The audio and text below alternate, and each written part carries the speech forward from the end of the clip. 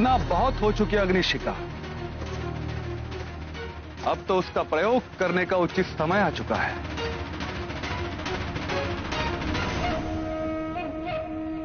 मैंने तुमसे पहले ही कहा था कि सुनिश्चित कर लेना कि राजकुमारी अग्निशिखा कहीं व्यस्त तो नहीं है। क्षमा करना उज्जैनी नरेश, मुझसे भूल हो गई। अब एक क्षण भी यहाँ उपस्थित रहकर पुनः भूल मत करो।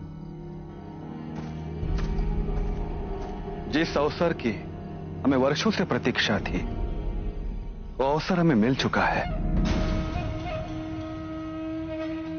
सम्राट बिंदुसार ने यह संदेश भेजा है कि उसे इस विवाह पर कोई आपत्ति नहीं।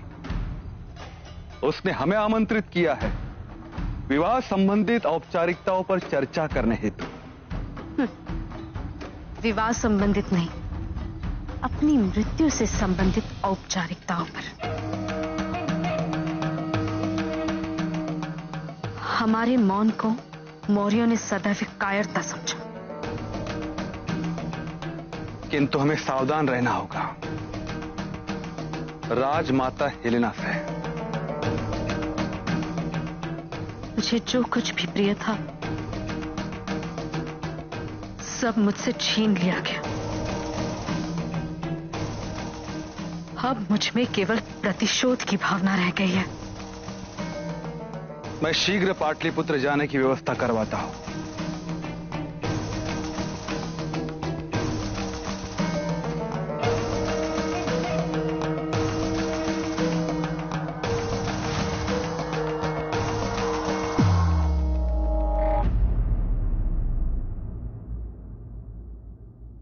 अचानक आपको राजकुमार जस्टिन के विवाह का विचार कैसे आया?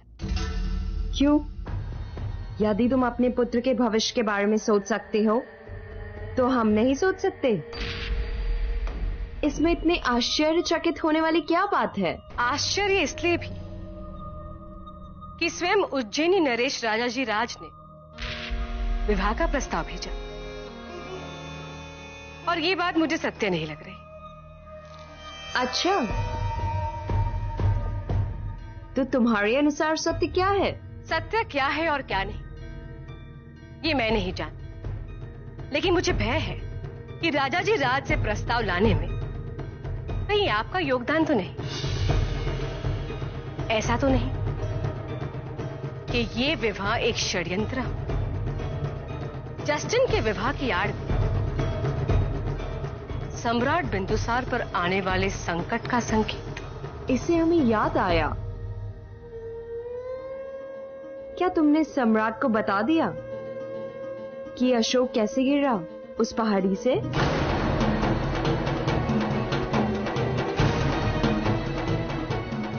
कैसे गिरा मतलब? उसे सम्राट से स्वयं कहा कि उसका पैर फिसला था। सत्य वही है जो प्रमाणित हो जाए, और मैं प्रमाणित कर सकती हूँ कि सुषम ने अशोक को धक्का दिया।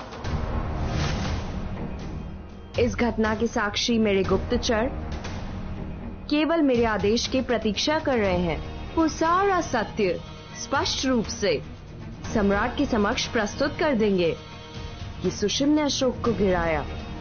सुषम ने अशोक को कहा कि वो किसी को सहायता के लिए बुला के लाएगा, किंतु सुषम गया ही नहीं कहीं।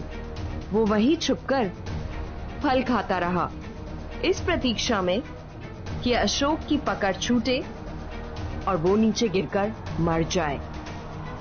पर तभी वहां सम्राट आ गए। पूछे जाने पर अशोक भी इन तथ्यों की पुष्टि कर सकता है।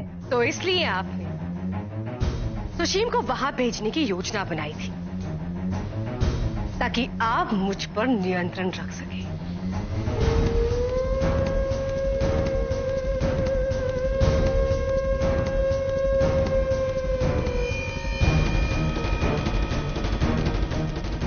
तुम्हारा मौन तुम्हारे पुत्र के हित में होगा चारों मित्र। ये बात हम तुम्हें दोबारा नहीं समझाएंगे।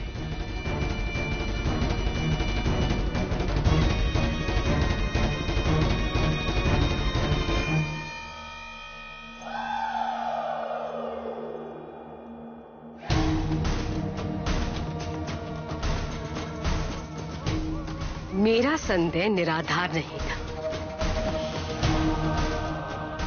राजमाता अवश्य कोई ना कोई योजना बना रही है।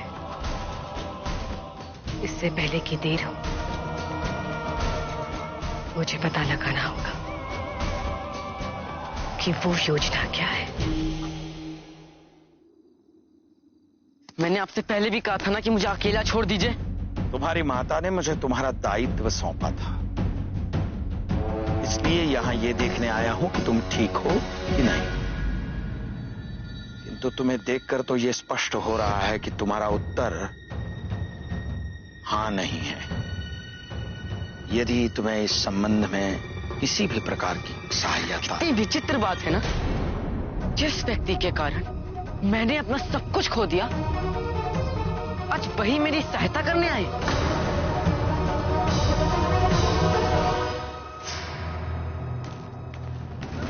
यदि आपको सहायता करना था तो उसी दिन कर देना चाहिए था जिस दिन आपने मेरी माता और मुझे बंदी बनाया था। यदि तब मेरी सहायता करते तो आज मेरी माता जीवित होती। यदि तब मेरी सहायता करते तो आज मैं अपनी माता के साथ वन में आपकी इस छलावों की नगरी से दूर होता, जहां कोई ऊंच नीच नहीं, जहां कोई ईर्ष्या नहीं, द्वेष नहीं, जहां कोई मेरे साथ कैसा भी दुर्व्यवहार करे, आपकी तुलना में वो कुछ भी नहीं, कुछ भी नहीं।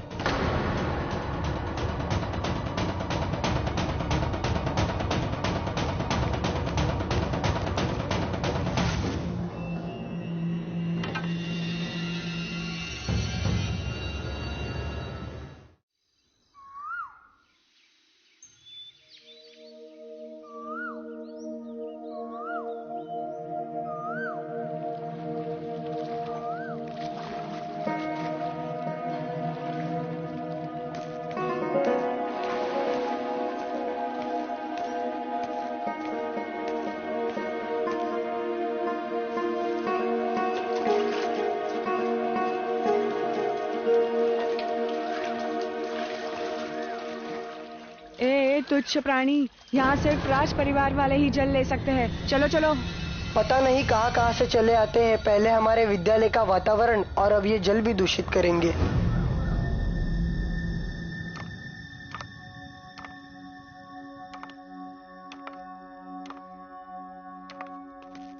आचार्य,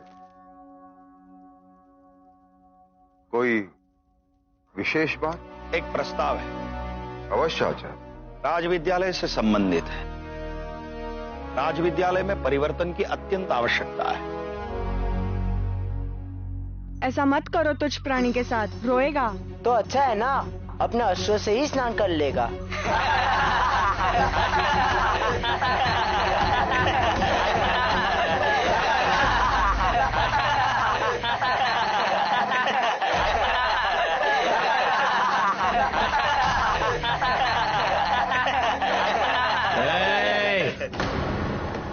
कोई इसे तुच्छ प्राणी नहीं कहेगा।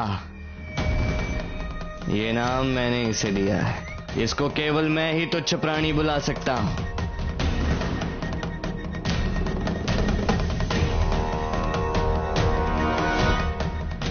अशोक, स्नान करना चाहते हो?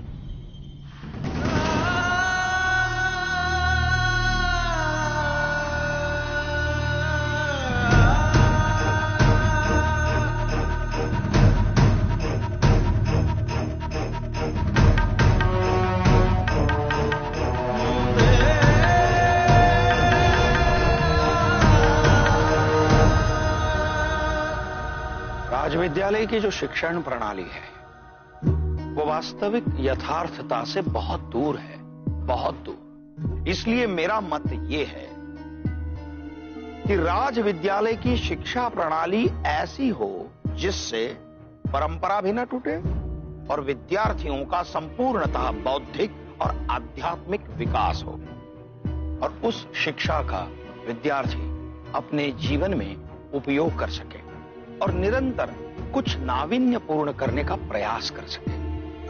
अवश्य आचार्य, इसके लिए हमें क्या करना चाहिए? राजविद्यालय में एक ऐसे आचार्य की नियुक्ति करनी चाहिए जो अनुभवों का धनी हो, जो अपने अनुभवों के आधार पर विद्यार्थियों को शिक्षा दे सके। आपके दृष्टि में कोई है? है एक नाम।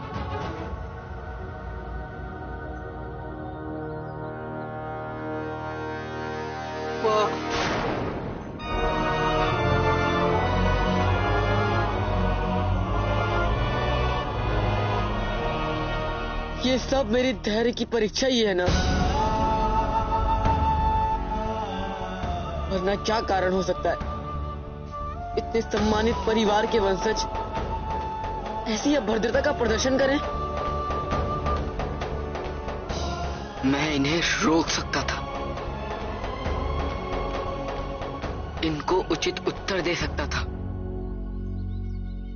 किंतु मैं ऐसा कुछ भी नहीं करना चाहता जिससे आपको या सम्राट को दुख पहुंचे। आप दोनों को मुझसे जो भी अपेक्षाएं, मैं उन्हें अवश्य पूरा करूंगा, अवश्य करूंगा।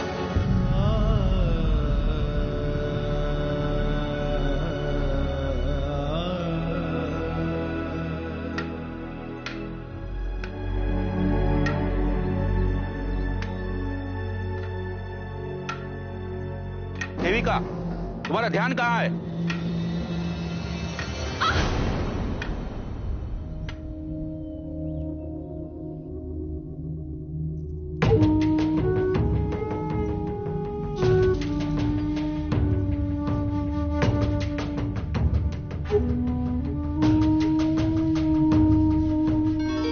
दोष मेरा ही।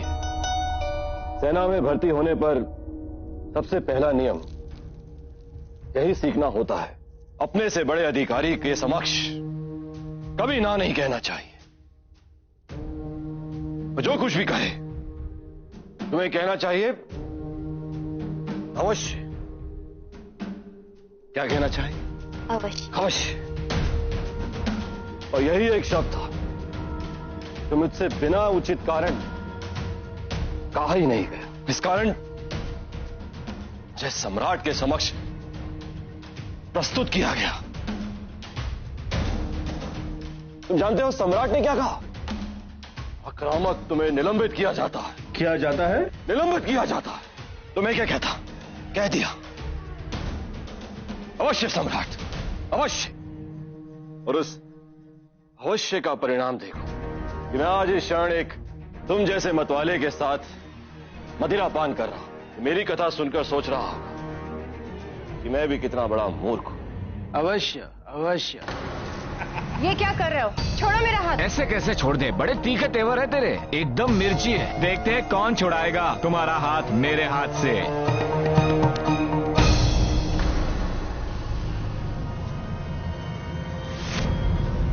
दो सेना से निलंबित होने के बाद श्रीमान आक्रामक अब अपना आक्रामककारी रूप दिखाने के लिए यहां मदिरालय में आ गए। इसे क्यों मारा? अरे अधिक पीली है क्या? तुमने देखा नहीं कि उस लड़की को मैं छेड़ रहा था? फिर तूने मुझे छोड़कर इन सबको क्यों मारा? तू दुराचारी है, दुष्ट है। तुझसे शीश व्यवहार की अपेक्षा यहां किसी को भी नहीं।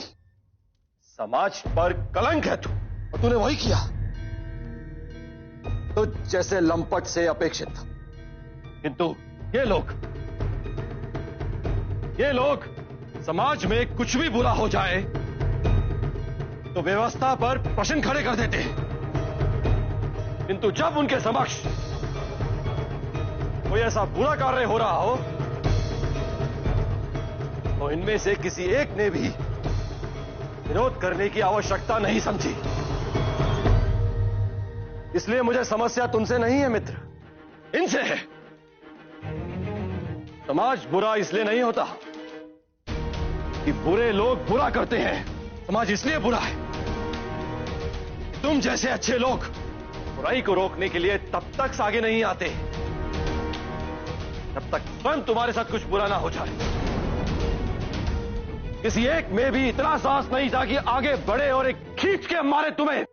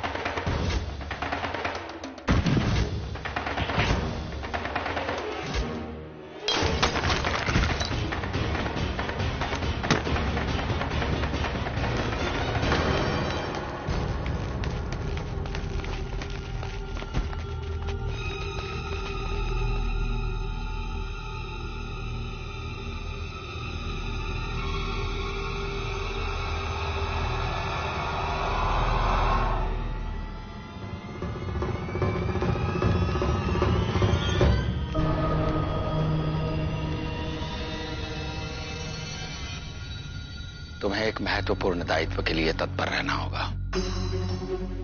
कदाचित आपको ज्ञात नहीं आचार्य, सम्राट ने मुझे निलंबित कर दिया। मगध के प्रति तुम्हारी निष्ठा और समर्पण पर तो कोई प्रश्न ही नहीं उठ सकता। और जब भी मगध में कुछ भी अनुचित होता है तो तुम निरंतर उसे ठीक करने का प्रयास करते रहते हो। स्वयं को क्रांतिकारी मानते हो ना? मैं तुम्हें क्रांति का एक अवसर देना चाहता हूं, जिससे मगध के भविष्य की सुरक्षा ही नहीं किंतु मगध की प्रतिष्ठा भी चिरंतन रहेगी। मगध को इस समय तुम्हारी अत्यंत आवश्यकता है।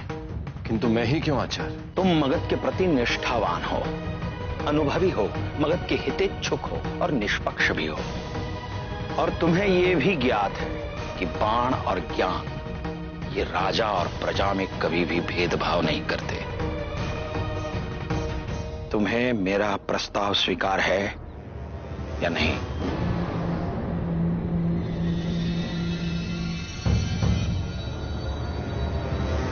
तो आज मैं तुम्हें राजकर के बारे में बताऊंगा। जैसा कि तुम्हें ज्ञात होगा ना कि राज्य अपनी प्रजा से राज कर लेता है। अशोक अभी तक क्यों नहीं पहुंचा? ये देखिए, पता नहीं कहां के राजकुमार आए हैं। शिक्षा का मूल्य समझते हो? यदि समझते तो समय से पूर्व ही अपना स्थान ग्रहण कर लेते।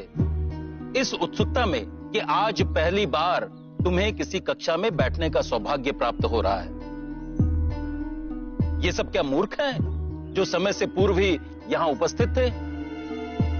क्षमा कर दीजिए आचार्य, अगली बार नहीं होगा ऐसा। जाओ, बैठ जाओ, वहां पीछे, सबसे पीछे।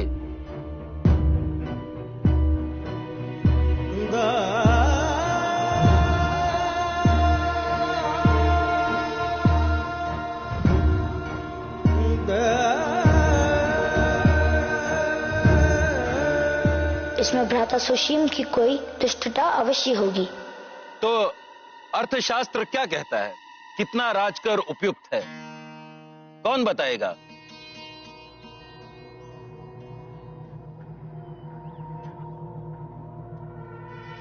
एक मधुमक्खी किसी पुष्प से मात्र उतना ही रस लेती है जितना उस मधुमक्खी और पुष्प दोनों को जीवित रहने के लिए पर्याप्त होता है।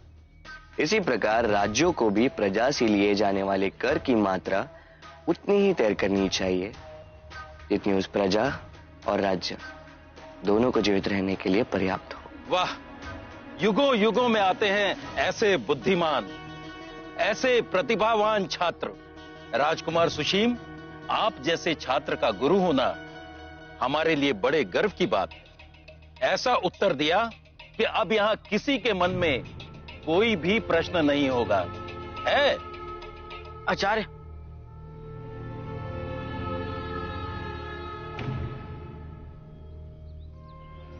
आचार्य एक प्रश्न है। मैं जानता था इसको समझ में नहीं आएगा। पूछो, क्या पूछना है? जब मधुमक्खी पुष्प से रस ले जाती है तो वो उससे मधु बनाती है, जिस मधु का हम सभी उपयोग करते हैं। किंतु जो कर राज्य हमसे लेता है वो सीधे राजकोष में जमा हो जाता है, और उसके पश्चात कितना कर हमारे उद्धार पे लगाया जाता है और कितना हमारे राजकोष में रख लिया जाता है। तो तुम कहना चाहते हो कि राज्य प्रजा का शोषण करता है? राज्य की नीति पर अविश्वास उचित नहीं। तुम क्या सोचते हो कि तुम जैसे साधारण बालक को यहाँ शिक्षा दी जा रही है, उसके लिए धन कहाँ से आता है? राजकर से ही ना? अवश्य आचार्य, किंतु मैं ही एक साधारण बालक हूँ यहाँ। शेष सभी तो राज परिवार से। राजकर का उचित उपयोग तब होगा जब इतनी मात्रा में सभी बालकों को शिक्षा दी जाए। तुम्हारे प्रश्न पाठ्यक्रम के बाहर हैं, और अर्थशास्त्र पर प्रश्न उठाने वाले तुम कौन होते हो? प्रश्न उठाने में अनुचित क्या है कृपाचार्य?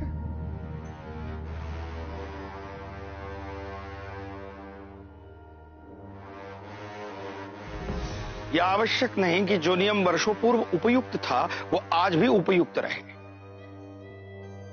जो नियम वर्षों पूर्व लाभकारी था वो आज भी लाभकारी रहे। यदि किसी नियम पर प्रश्न उठते हैं तो उस पर विचार करना राज्य का कर्तव्य है, और तभी किसी भी राज्य में राज्य प्रशासन की कुशलता बनी रहती है। और प्रश्न यदि अशोक की जिज्ञासा का है तो अशोक अवश्य अर्थशास्त्र का अध्ययन करें, उसे उसका उत्तर प्राप्त हो जाएगा। आचार्य, अकस्मात आपका यहां पधारने का कोई विशेष कारण?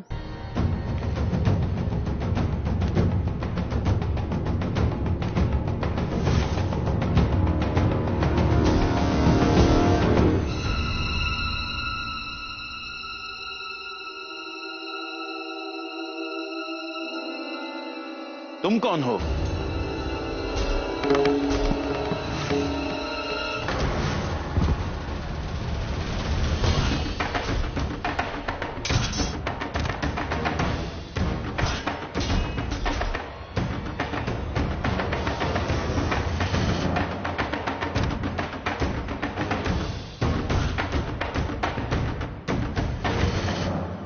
मेरी सम्राट बिंदुसार से चर्चा हुई। राज विद्यालय की शिक्षा प्रणाली में कुछ परिवर्तन लाने के लिए, और उन्हीं की आज्ञा अनुसार राज विद्यालय में नवीन आचार्य की नियुक्ति होगी। यही हैं आपके नए आचार्य।